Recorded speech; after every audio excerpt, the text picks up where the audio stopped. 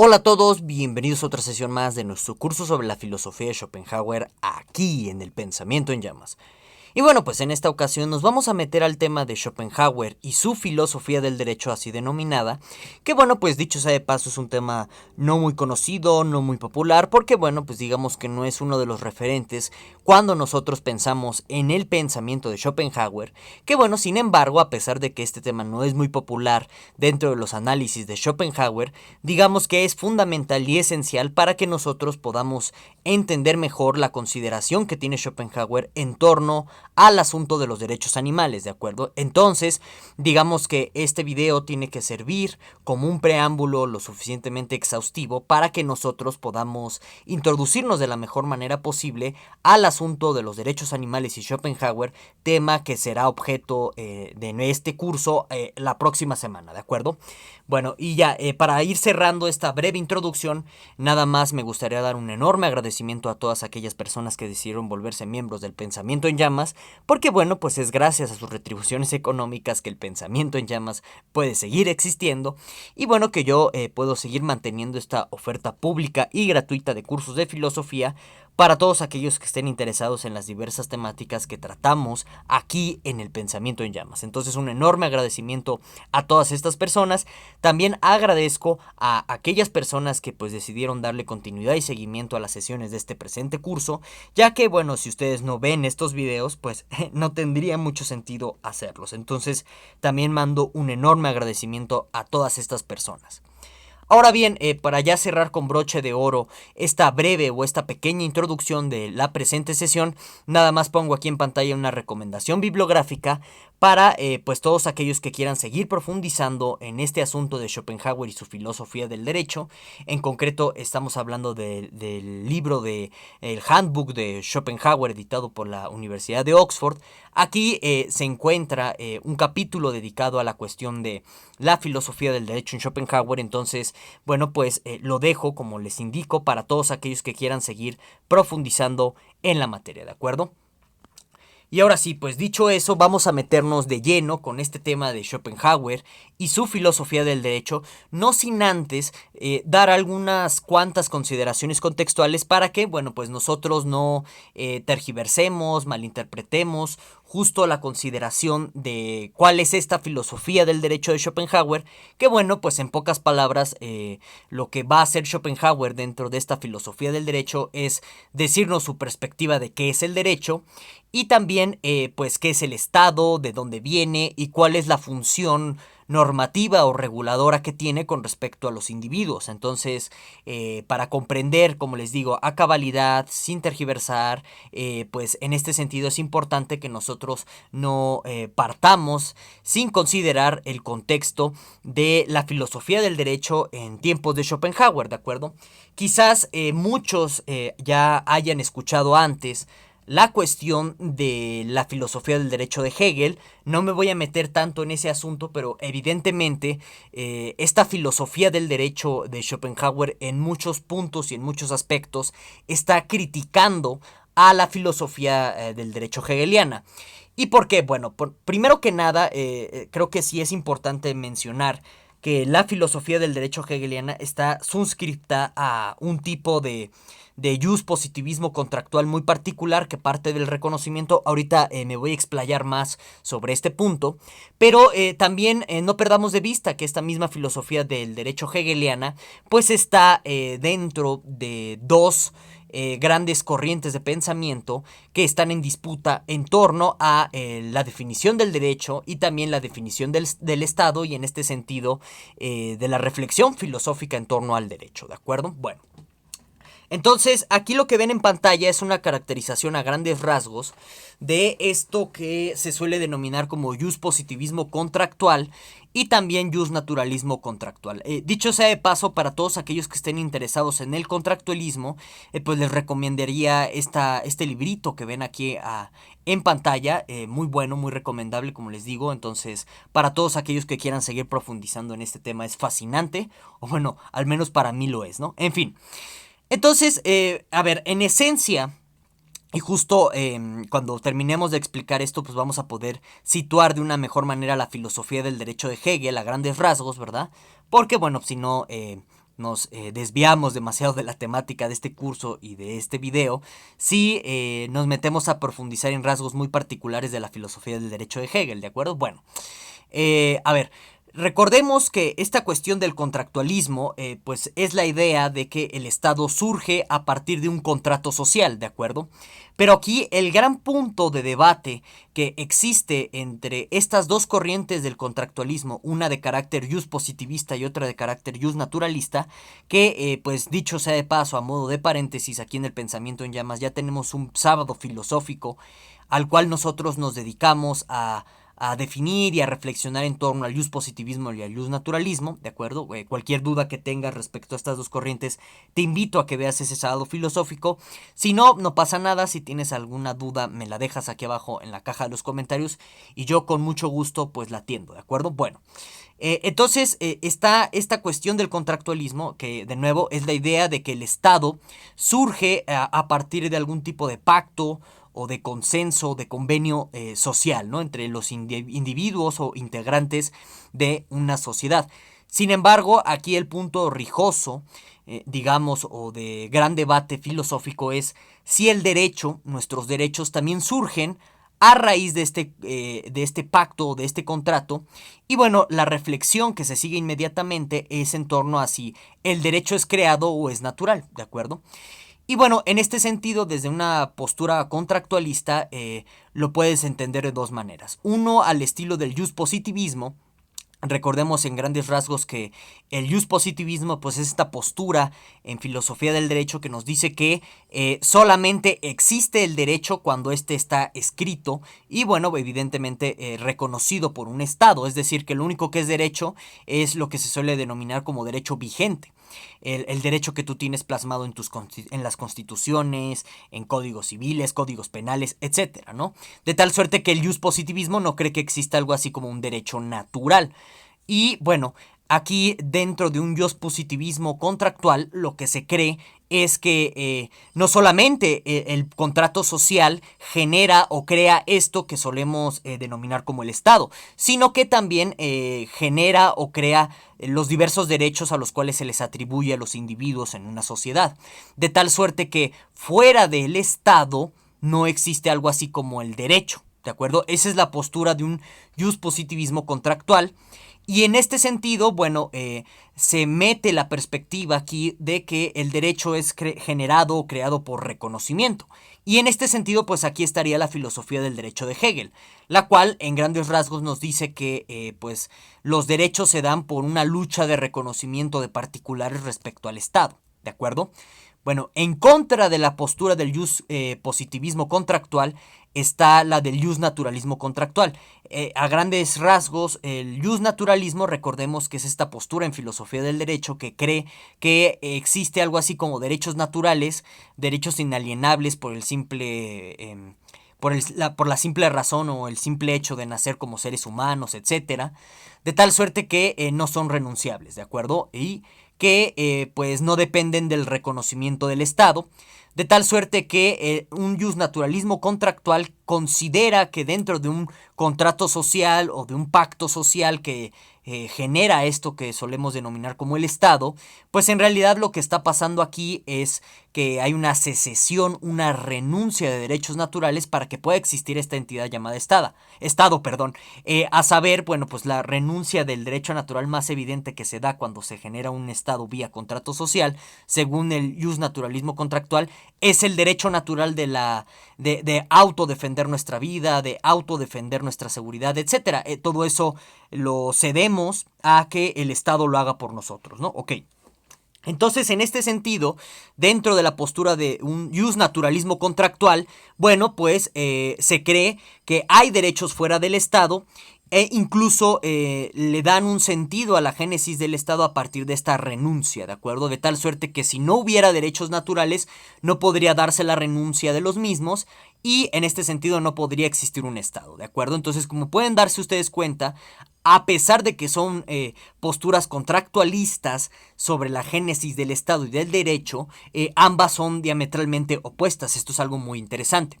¿De acuerdo? Entonces, como les decía, Hegel estaría dentro de la postura del jus positivismo contractual Y en este sentido, pues este es el contexto dentro de la filosofía del derecho que tenemos en el contexto de Schopenhauer, y que justo, bueno, pues la filosofía del derecho de Schopenhauer va a ser un intento de respuesta, también de ataque, sobre todo al positivismo contractual, pero también al naturalismo contractual, ¿no? Ahorita pues lo vamos a detallar por partes.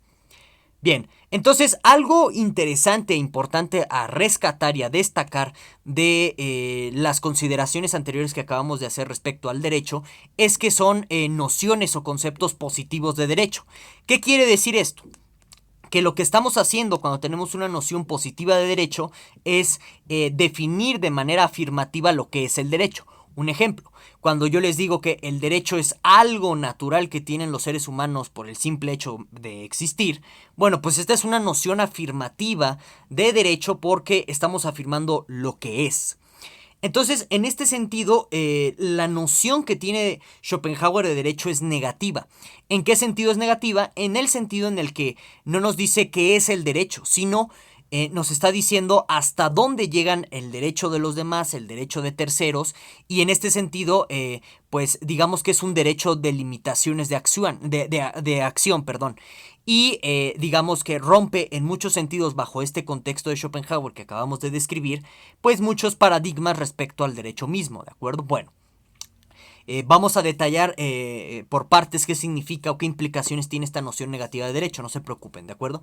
Pero bueno, el primer punto de partida de la noción negativa de derecho en Schopenhauer es que pues los derechos no son naturales. Schopenhauer dice que el derecho no es natural, y esto va en consonancia a las cuestiones de qué es la justicia para Schopenhauer. Es un tema que ya analizamos en sesiones anteriores dentro de este curso. Recordemos que para Schopenhauer pues existe la voluntad desea, de tal suerte que la satisfacción del deseo para un individuo en concreto, pues va a ser lo justo, de tal suerte que cuando un individuo toma ciertas cosas para la satisfacción de sus deseos, considera justo hacer ese tipo de cosas, de tal suerte que aquella persona que resiente el que se le quite pues ciertas cosas para la satisfacción de su propia voluntad a través de sus deseos, bueno, pues eso es lo injusto, ¿de acuerdo? Entonces, en este sentido, en la metafísica de la voluntad de Schopenhauer no existe algo así como un derecho natural.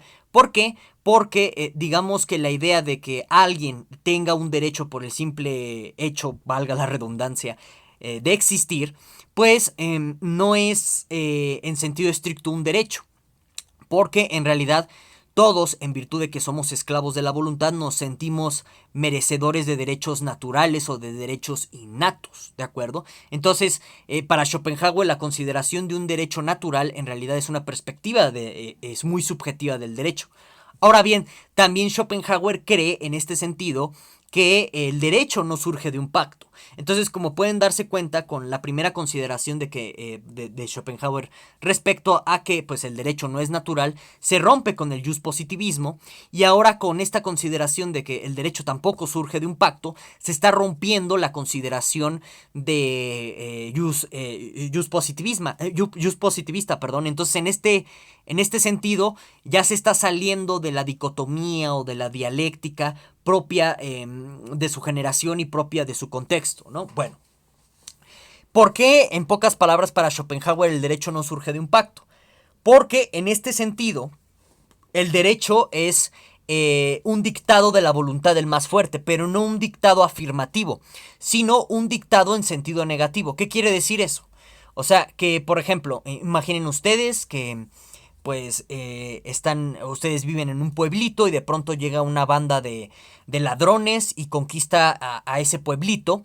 Ahí el derecho va a ser en este sentido negativo de estos pandilleros, porque niega su voluntad. La voluntad de ustedes o de nosotros, que en este ejemplo hipotético somos los pobladores del pueblito. En este sentido, el derecho para Schopenhauer, al convertirse en un dictado de la voluntad del más fuerte, lo que hace es restringir, negar la voluntad de los más débiles. Y de ahí que para Schopenhauer, o bueno, de ahí que hablemos de una noción negativa de derecho de Schopenhauer. Si se dan cuenta, esto no nos dice qué es el derecho, simplemente nos dice hasta dónde llega la pretensión de derechos de terceros. Es decir, eso que subjetivamente tú llamas tus derechos, bueno, pues en realidad no es más que la negación de otra pretensión subjetiva que tiene un tercero sobre qué cosas considera que pues es meritorio de ejercer un derecho, ¿de acuerdo? Y dice Schopenhauer que justo como pues estas pretensiones negativas imperantes en una sociedad son los dictados de los más fuertes o del más fuerte, pues no puede ser entonces el derecho una cuestión que surja a manera de pacto, ¿de acuerdo? Ahora, dice Schopenhauer, sin embargo, que estos dictados del más fuerte o de los más fuertes, que de nuevo es un dictado negativo en el sentido de que restringe la voluntad de los otros para actuar, ¿sí?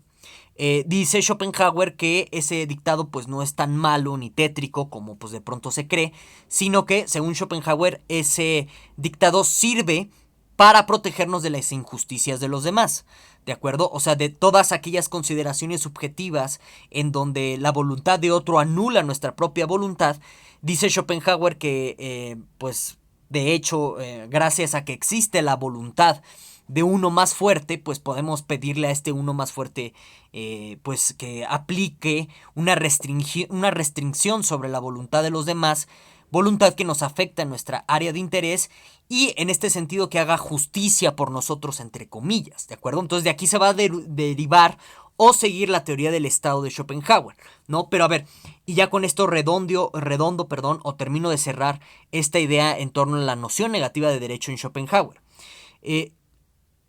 Esto es una crítica, en última instancia, a Hegel, a la filosofía del derecho de Hegel, porque, si se dan cuenta, aquí no existe bajo ninguna circunstancia la idea del reconocimiento. Y en este sentido, en lugar del reconocimiento de Schopenhauer, lo que nos dice es que lo que importa para que exista un derecho que proteja a los más débiles es que, bueno, pues que estos más débiles se sometan a la voluntad de uno más fuerte, en donde la voluntad de este uno más fuerte es, en sentido estricto, el derecho, entendido este derecho como la capacidad que tiene este uno más fuerte para restringir la voluntad de los demás, ¿de acuerdo? Entonces, así sería la crítica que tiene Schopenhauer a la consideración de la filosofía del derecho de Hegel, ¿de acuerdo? Ahora bien, y ya con esto cerramos el tema de esta sesión del presente video y también pues dejamos las bases para la reflexión de la semana entrante respecto a la consideración de qué serían entonces los derechos animales, ¿no? Entonces para Schopenhauer esto que se llama Estado, en este sentido cabe mencionar que Schopenhauer es muy jovesiano. Nada más que, pues evidentemente por lo que acabamos de decir de que Schopenhauer niega la existencia de derechos naturales, en este punto no coincide con Hobbes. Recuerden que Hobbes cree que existe algo así como el derecho natural. Pero bueno, en el sentido en el que, bueno, pues Schopenhauer está viendo al Estado como una entidad egoísta, al Estado como, pues, el conjunto de los individuos más fuertes dentro de una sociedad, pues en ese sentido es muy hobbesiano, ¿de acuerdo? En este sentido, Schopenhauer ve o nos dice que el Estado es una entidad egoísta en donde pues es una institución que sirve para proteger los intereses de los más fuertes en una sociedad, ¿de acuerdo? Y en este sentido hacer que sus deseos se vuelvan ley. Pero, sin embargo, dice Schopenhauer, para que el Estado pueda gobernarnos de manera plena, necesita proteger también nuestros propios intereses. ¿Por qué? Porque el Estado, como esta entidad más fuerte, requiere de esclavos, requiere de súbditos, que si no consiente de vez en cuando, si no satisface sus caprichos ocasionalmente, bueno, pues se le pueden rebelar, se le pueden voltear, y en ese sentido dejaría de ser el más fuerte. Entonces, el Estado, dice Schopenhauer, tiene que proteger hasta cierto punto o hasta cierta medida nuestros intereses para que el Estado pueda proteger sus propios intereses. De tal suerte que en este sentido, digamos que el sistema de gobierno ideal, dice Schopenhauer, va a ser aquel en el que se logre congeniar los intereses del soberano con los intereses de la plebe o de los demás, ¿no? Bueno, también es importante destacar esto, que Schopenhauer está en contra de la democracia. O sea, a él le parece inaudito que pues la plebe, como él le llama a veces de manera muy despectiva, gobierne. Él cree que la mejor forma de gobierno es la aristocracia, porque pues en este sentido incluso va en consonancia con la cuestión de la voluntad, en donde pues en la naturaleza, nos dice Schopenhauer, la voluntad hace que ciertos individuos tengan la capacidad de gobernar a los demás por ser los más fuertes, de crear un derecho en donde este derecho pues parte de los deseos de estos individuos más fuertes, y que pues lo tiene que moldear este individuo más fuerte a nuestros intereses hasta cierto punto para satisfacer nuestros caprichos. ¿De acuerdo? Entonces, ¿esto cómo nos da las bases de la cuestión de los derechos animales? Ustedes se pueden preguntar, y ya con esto cierro el video de la presente sesión. Bueno, esto nos ahonda en las bases de los derechos animales porque, digamos que en la consideración de que el Estado tiene que proteger nuestros intereses mediante leyes que hagan compaginar tanto los intereses del más fuerte con los intereses del más débil, será entonces que la consideración de proteger a los animales se entienda dentro del pensamiento de Schopenhauer como, digamos, un beneficio inmediato al soberano, al más fuerte, porque digamos que, por ejemplo, en la cuestión de la integridad de los animales, si un estado o el conjunto de individuos más fuertes propician el maltrato animal, eso se le puede revertir al soberano, es decir, que los actos de crueldad pueden inspirar a que otros sean crueles con los seres humanos y también con sus gobernantes. Entonces, más o menos esa va a ser la lógica mediante la cual Schopenhauer va a operar para, a partir de esta visión egoísta del Estado, a partir de todas estas consideraciones que acabamos de analizar, fundamente su perspectiva de los derechos animales, aunado, dicho sea de paso, a varias consideraciones epistemológicas que ya iremos revisando a detalle en la próxima sesión de la otra semana, y que, bueno, pues son consideraciones que ya hemos abordado en otras sesiones del presente curso. Y bueno, sin más, pues muchísimas gracias a todos por escuchar. Yo me despido. No olviden dejar en la caja de los comentarios todas sus dudas, quejas y demás que quieran escribir. Nos vemos. Hasta la próxima.